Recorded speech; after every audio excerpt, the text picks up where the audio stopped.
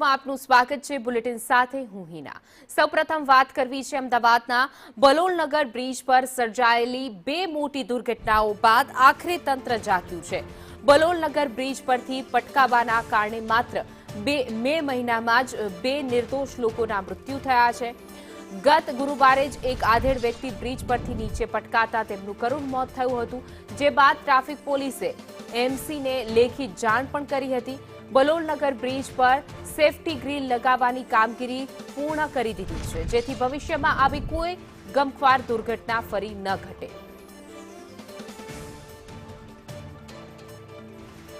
અમદાવાદના બલોલનગર બ્રિજ પર સુરક્ષાને લઈને જાળી લગાવવામાં આવી છે, કારણ કે એક જ મહિનાની અંદર બે લોકોના નીચે પટકાવાથી મૃત્યુ થયા છે, જેને લઈને મનપા તંત્ર જાગ્યું છે। મનપાની ઘોર બેદરકારી, બે લોકોના જીવ ગયા, ત્યારબાદ મનપા જાગ્યું છે, કારણ કે અવારનવાર આવી ઘટના બને છે, જેમાં બ્રિજમાં ગ્રીલ ન હોવાના કારણે નીચે પટકાવાના કારણે બે લોકોના મૃત્યુ થયા હતા। મોત બાદ 24 કલાકમાં બ્રિજ પર ગ્રીલ લાગી ગઈ છે। જો કે મનપા તંત્ર જે છે એ રહીને જાગ્યું, કારણ કે એક ઘટના શુક્રવારની છે અને બીજી છે શનિવાર, કે જ્યાં ગ્રીલ લગાવી દેવામાં આવી છે। 24 કલાકની અંદર જ બ્રિજ પર ગ્રીલ લગાવી દેવામાં આવી છે। સુરક્ષાના ભાગરૂપે આ વ્યવસ્થા ઊભી કરવામાં આવી છે, કારણ કે એક જ મહિનાની અંદર બે એવી ઘટના બની કે જ્યાં બ્રિજ ઉપરથી પસાર થતા વાહન ચાલક નીચે પટકાયા અને ત્યારબાદ બે લોકોના મૃત્યુ થયા હતા।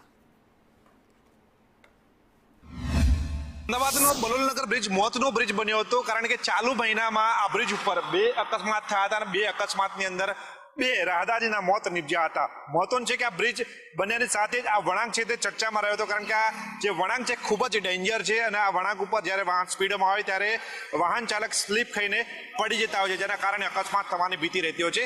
જે અકસ્માત 2 દિવસ પહેલા થયો હતો તે અકસ્માતને લઈને એક વ્યક્તિનું મોત થયું હતું ને આ ઘટનાને લઈને અમદાવાદ શહેર ટ્રાફિક પોલીસ દ્વારા અમદાવાદ મ્યુનિસિપલ કોર્પોરેશનને રજૂઆત કરવામાં આવી હતી કે આ બ્રિજ ઉપર સેફટી ગ્રીલ લગાવવામાં આવે। જો કે આ સેફટી ગ્રીલ હવે લગાવી દેતા હવે આ બ્રિજ ઉપર અકસ્માતનો ભય ઓછો થયો છે। જો કે આ જે ટર્નિંગ છે તે ટર્નિંગ ખૂબ જ ભયજનક છે।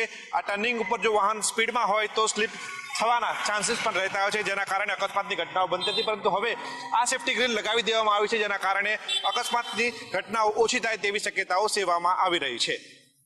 કેમેરા પર્સન સંદીપ રાઠોડ સાથે પ્રતીક જાદવ, સંદેશ।